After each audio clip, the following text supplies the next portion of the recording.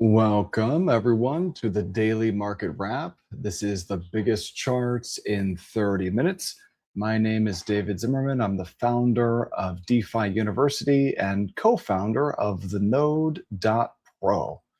Let's jump right in. So, taking a look here at Bitcoin, we're going to start off with Bitcoin. And, let's just analyze Bitcoin through the lens of what we saw Bitcoin do last bear market. So, last bear market, this same time of year, we got it in March and into April, we got a really nice bounce out of Bitcoin, which then set everyone up for the next two legs lower. You could even say this is three, but this looks like a single leg, another flag, and then the final leg lower. And then you got that crash lower in 2022 in November. But I'm just looking at this period of time here. Let me just go ahead and zoom out to a weekly. And let's just take a look at that period of time from last bear. So we got a couple of weeks on the upside into the end of March, putting in a top at the very end of March and then basically straight down from there. So, is that what we are about to see here this bear cycle for BTC? Are we about to see Bitcoin make a move up above this horizontal resistance, maybe all the way up to the low 80s? Could we see Bitcoin pop by, an additional $10,000? Absolutely, yes. Yes, we absolutely could. And so part of the reason why I think that might happen is, what we're seeing out of software. So Oracle, after hours reported, and I believe Oracle gapped up after reporting earnings. Now, this is a big software player, so really important to watch what Oracle is doing, but even more important to watch what the software index is up to here. So this is IGV. Now, this is IGV on a weekly. Let's zoom into the daily. The important gap that I'm now watching on the upside is right here. So that would be an additional move to the upside out of software of, I don't know, 10, 12% or so. But here's the thing, why watch software if you're thinking about potentially buying Bitcoin? Well, because software and Bitcoin have remained very tightly positively correlated for, basically the last year. If we just throw down BTC over top of software, notice the pattern, very tightly positively correlated here. Bitcoin is in blue, that blue line, and software, the ETF, is the candlestick chart. So I see, a software starting to just turn over here. But if Bitcoin keeps pushing higher, it would likely mean that software is also pushing higher. And when we take a look at the index, the NASDAQ, it has remained very resilient during this operation in the Middle East. So let's just go ahead and remove that trend line resistance. And let's take a look at this. You see this level of support here? Right there at 23.9. So really clearly defined channel for the NASDAQ. Do we see the NASDAQ push higher? I think it's really going to be determined by what oil ends up doing. The reason why oil is so important here is what's going on in the Middle East right now and the Straits of Hormuz and all of that oil supply being shut in. So that's the problem. The straits could be open and passable, but if the production is shut, number go up for price. So what I'm looking at here is this is crude oil, this is CL, this is the WTI contract. But what we really need to watch is OVX, oil volatility. And the reason why this is so important for us to watch is if we see oil vol start to mean revert, that likely means that we've reached that pivotal point, whatever it is in the price of crude oil. So if that means that this is the top for oil vol and we see mean reversion from here, well, then 120 is likely the top for a little while in crude. But if this continues to push higher, if we see oil volatility continue to expand, and importantly, if it expands above 118, That would mean fresh highs for this, expanding volatility regime in crude. So fresh highs, in my opinion, would likely mean oil number go up. So if oil continues to push higher, I know that it's corrected significantly from that, $120 top put in on Sunday. But if oil keeps, pushing higher from here back up above $100, I think that would mean that stocks would correct. We're not really seeing that though. We're seeing oil, pare back all of those gains and trading at $82.40 right now as the S&P and the Nasdaq, look actually pretty strong. And both the S&P and the Nasdaq bounced at or just above their 200-day moving averages. So the Nasdaq has held its 200-day moving average. The S&P also held its 200-day moving average. We take a look at the Russell, beautiful test and hold of the 200-day moving average. Now, the Russell is moving back up to what is now resistance. So notice this is a daily chart, and this trend line was support. It failed. The 200-day moving average held, and we got a bounce, and we're testing the underside of what is now resistance for the Russell. So we should probably just check in on the Dow just to see what's going on with the Dow. And the Dow, there's its respective trend line. The Dow also held moving average support here at the 200-day moving average, this white line here. So I'm going to go ahead and remove that horizontal. We've got support below and resistance up above. So, these indexes very, very resilient. Now, this is all really important for us as, digital asset investors because these equity indices, equities as an asset class, much, much, much larger than crypto. And if we see software bouncing, while it's positively correlated with Bitcoin, makes me think that Bitcoin might have more room on the upside. But I continue to believe that this is a Bitcoin bear market that we're in. And this looks to me like a bear flag. So I see a flag here, I see a flag here. And are we likely to see, a final push higher before it gives it up? That's kind of what I'm thinking is likely to happen here, simply because that is exactly what happened last bear. So last bear, we actually got to push all the way up to that 200-day moving average, respected it as resistance. This is crypto total market cap. That would be a monster bounce from where we're currently trading here. The 200-day moving average is all the way up here, well above this trend line resistance. I don't think that's necessarily in the cards for crypto to put in such a monster bounce here. Um, I don't see that. That's a 35% bounce. That is a big, big bounce. I don't believe that that's going to be the case for crypto. But if you take a look at all of these, total market cap charts, you see the same type of flag playing out. Let's go down the list. Here's Ethereum. So Ethereum, look, this looks like a bearish pattern to me. The trigger to really start to sell this thing would be above 2230. You get above 2230 on ETH, and that it would be a pretty great trigger to sell it because that to me would mean you're getting close to completing the bear flag. You need the upsloping part of the flag. That's where you want to sell it. So if we get another bounce out of Bitcoin, of course, we would get another bounce out of ETH. And the level of resistance for ETH on the upside comes in right here at 2206. That was the high from just a couple of days ago, right there. That was Wednesday, March 4th, 6 days ago. So the high from 6 days ago would be some important resistance. Get above that, and maybe we can start talking about 2400, something along those lines. I am short ETH, I'm short Bitcoin, and I'm not using leverage here. So let's take a look at Solana. The level on Solana on the upside as resistance is really clear. It's $95 right there. That is the level of resistance.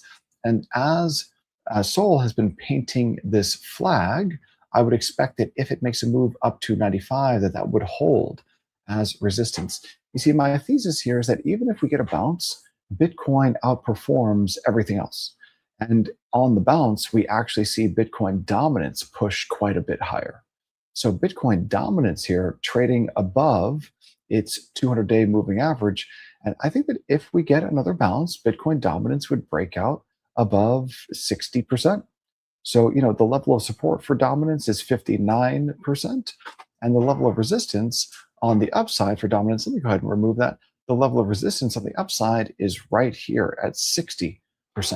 So we could actually see a bounce out of all of crypto throughout the rest of the month of March, but Bitcoin outperforms everything else. So we get a bounce throughout the rest of March, but Bitcoin outperforms, and that simply means that alts would appreciate, but by less in percentage terms than Bitcoin does. So maybe, some of the higher quality alts outperform Bitcoin, but even that looks dubious. If we take a look at ETH BTC here, to me, you got resistance above at 0.031. And then you've got, trend line resistance above, and you've got moving average resistance above. And this looks like this looks pretty ugly here. So if Bitcoin really starts to rocket higher and ETH can't keep pace, then support below comes in 0.028. A break of that, and really the next level of support wouldn't come in until down here, right there, 0.02619. So that would mean Bitcoin outperforming ETH on the downside or the upside. Either way, I think it outperforms either way by at least 10%. So, and ETH is one of the higher quality alts. If we take a look at something like SUI, and we go ahead and price SUI in Bitcoin terms, this one has underperformed Bitcoin massively. And I would expect that underperformance to continue. Now, even if we get a bounce out of Bitcoin, this chart could still move sharply lower. If Bitcoin bounces and SUI doesn't bounce by as much in percentage terms, then this chart breaks down. So if that level there that I've drawn, that horizontal, were to be broken on the downside on a Bitcoin rally, well, then you've got support much further down below. And that would simply mean SUI underperforming Bitcoin by 30%. So I am short SUI. Same thing's true with XRP. And we can go down the list here. XRP, if we price this in Bitcoin terms, then we can see, where is support if Bitcoin rallies and XRP doesn't rally by as much. Well, the level of support is right there. And if that were to fail, that's a long ways down. You could say that there's support a little bit higher, like here, and that was just a false breakdown. Let's say that was just a false breakdown right there. If this level of horizontal support were to fail, there's not much holding this up in Bitcoin terms. This pattern here, this looks like a bull flag. That's what this pattern looks like to me. But if this flag were to fail, then there really isn't much support until you get much, much, much lower. Maybe right around down there. Probably the first level of support would come in right there, but maybe even lower. And I mean, that is massive, massive underperformance. 40% or so. So that's about in line with what we saw out of SUI. 30% underperformance compared to Bitcoin for SUI. 40% underperformance compared to Bitcoin for XRP. If we take a look at something like Aave, let's see what Aave looks like in Bitcoin terms. Aave BTC. Let's check this out. So Aave in Bitcoin terms is near an important level of support. See that horizontal support there? We've got several tests. One there in that was the tariff tantrum lows. We've got another test here, early February, and that's basically where we're trading now in early March. We did get the flash crash breakdown, so that tells me that this level can absolutely be broken to the downside. And if it were to break, well, then the next level of support in Bitcoin terms for Aave wouldn't come in until right here. So if we throw down a horizontal and then measure that distance, we'd be talking about Aave underperforming Bitcoin by 25% on a Bitcoin bounce. So even if Aave bounces, the expectation would be for it to bounce by less than Bitcoin and continue to underperform Bitcoin. Let's take a look at BNB. BNB in BTC terms here. So this is BNB in US dollar terms. Let's go ahead and price this in Bitcoin terms, like so. There we go. And BNB actually, relative outperformance compared to most of the other alts. trading just below its 200-day moving average in Bitcoin terms. But here's the thing, it's got support much, much lower, maybe all the way down here. You see those three tests, one little breakdown, two and three held above. So that would be the level I would expect BNB to move to in Bitcoin terms. And that is a long ways away. If we measure that, that's 40%. So about in line with what we're seeing across the rest of the alts that we've looked at so far. SUI 30%, XRP 40%, Aave 25%, BNB 40%. So we could see some massive underperformance on the part of alts in Bitcoin terms if we get a real Bitcoin bounce. Now, Tau has been performing quite well on the bounce, really, really well in US dollar terms. Let's go ahead and see what it's been doing in Bitcoin terms. Let's check this out. Tau BTC. And again, a really great looking bounce, especially when you compare it with most other altcoins. You got resistance all the way up here. Now, if you get above that 200-day moving average, then really the next level of resistance is just the slightly higher high. And then you can start talking about those highs that were put in Bitcoin terms at the start of November. After that flash crash, when Tau really started to outperform everything, Bitcoin included, that's what we're seeing here. So after the flash crash, Tau recovered first and outperformed everything else for a couple of weeks. So yeah, that is some big outperformance after that flash crash. And we're seeing Tau continue to outperform. It's been pretty resilient when it comes to a high volatility altcoin. So get above that 200-day moving average and Tau could really pop against Bitcoin. Now, the level of support down below is right there.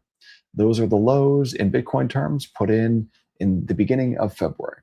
So this is an interesting one to watch. Tau definitely a higher quality altcoin, no doubt about it.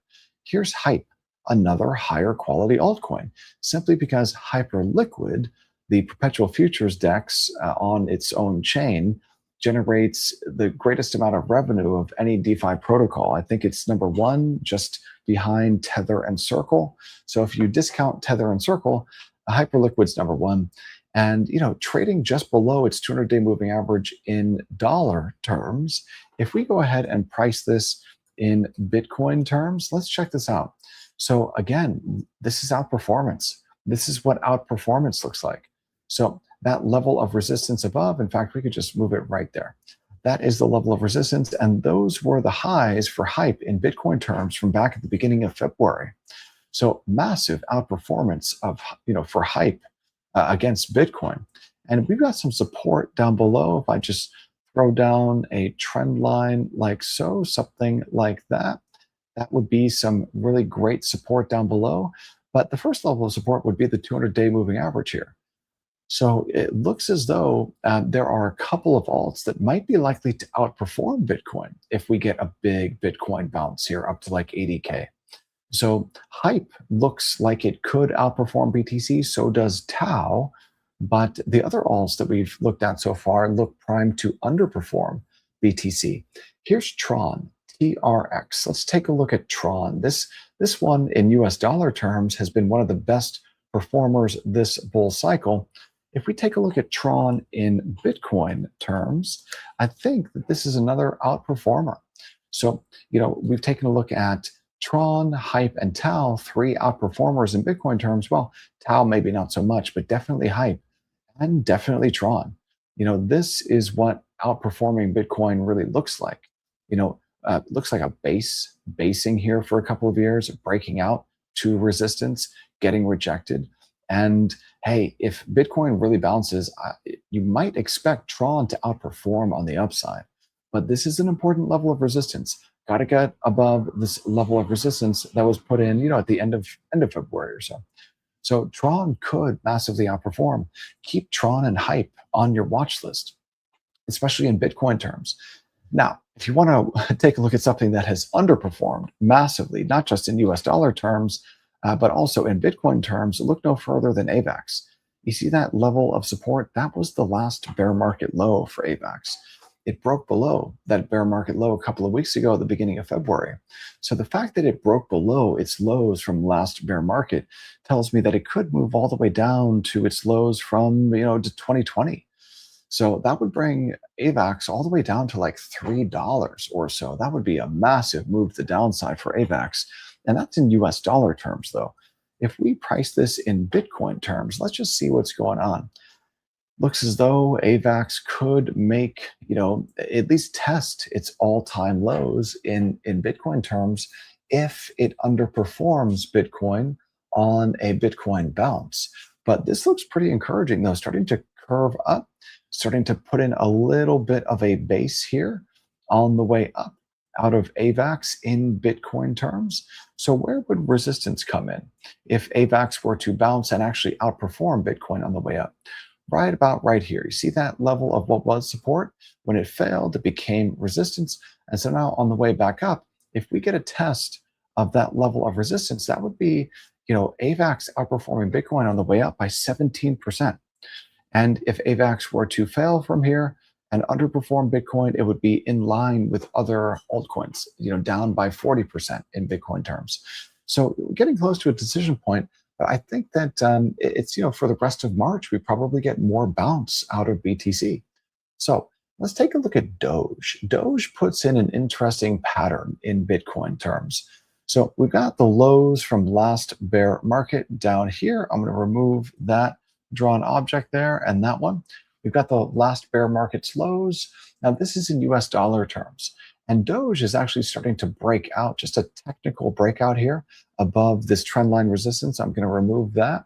So let's see, what does Doge look like in Bitcoin terms? Let's check this out. Doge BTC.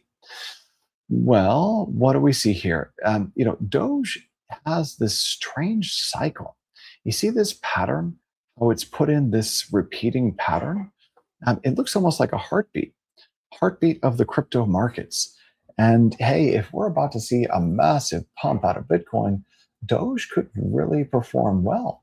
The last time it really pumped was in October of 2024 in Bitcoin terms.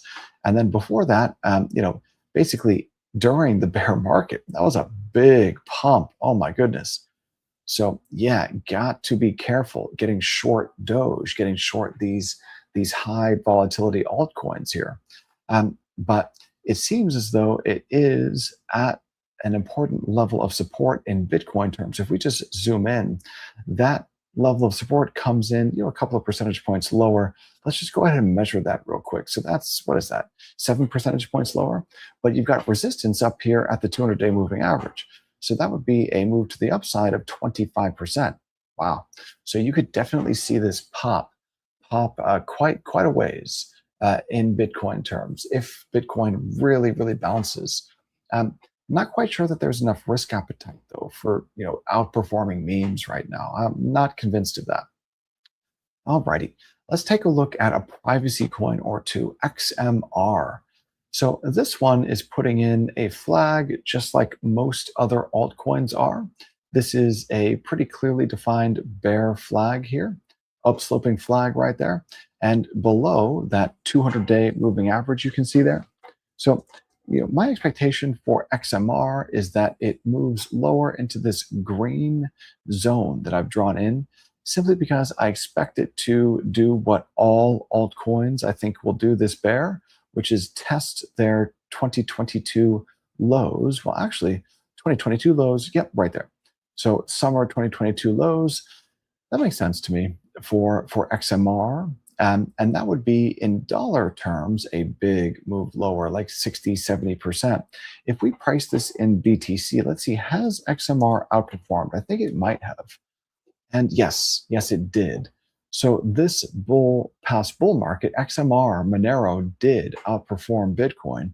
And you can see that the moving average, pushing up.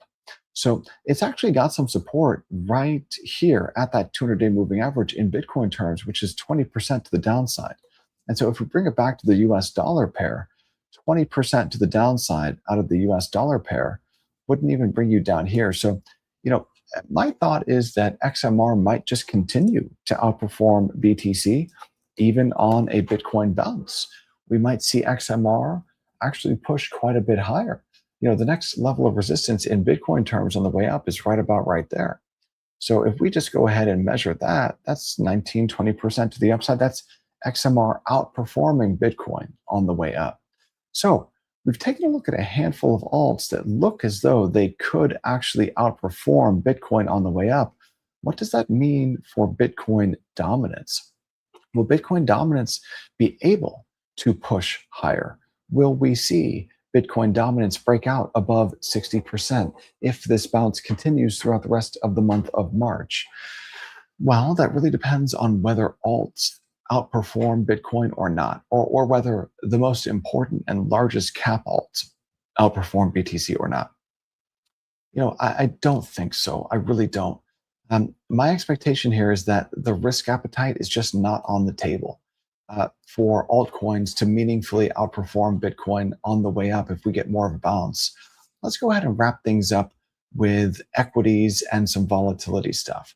So, we really need to be checking in with rates and treasury markets and learning about how rates and treasury markets influence the equities market. So here's a chart of the S&P 500. Now, this is the cash index. The cash index bounced above that 200-day moving average yesterday during the big sell-off. And so here's the thing. It's been very positively correlated with bond market volatility over the last year or so. So if we take a look at the MOVE index, this is a measure of bond market volatility. And we see this moving quite a bit higher. So bond market volatility has expanded from its lows the beginning of February to its highs just yesterday. That's an expansion of 47%. So bond market vol has really increased. And you can see that if you take a look at yields. So long end yields, look at that volatility right there.